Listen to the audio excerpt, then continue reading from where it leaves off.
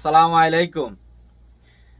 দেশের মধ্যে মুজিববাদও থাকবে না, জিয়াবাদও থাকবে না। এখন এখন থাকবে শুধু ফাঁকিবাদী জঙ্গলিবাদ। এটাই তো নাকি? বাংলাদেশে কি এটা কি সম্ভব? যে দেশের জন্য 30 লক্ষ মানুষ জীবন দিছে, 2 লক্ষ মা বোনের ইজ্জত গেছে, সেই দেশটাতে কি ফাঁকিবাদ জঙ্গলিবাদ এগুলা কি প্রতিষ্ঠিত হবে আপনাদের মনে হয়?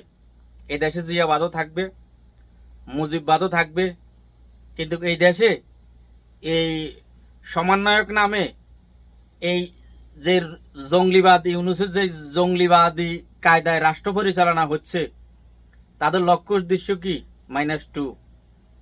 এটা কি সফল হইব? আপনারা কি সফল করতে দিবেন? দেশপ্রেমিক মানুষ যারা আছেন, আপনারা কি এটা সফল করতে দিবেন? একটা কমেন্ট করে জানাই দেন যে বাংলাদেশে ফাঁকিবাদী জঙ্গলিবাদী কখনো প্রতিষ্ঠিত হবে না। জয় বাংলা।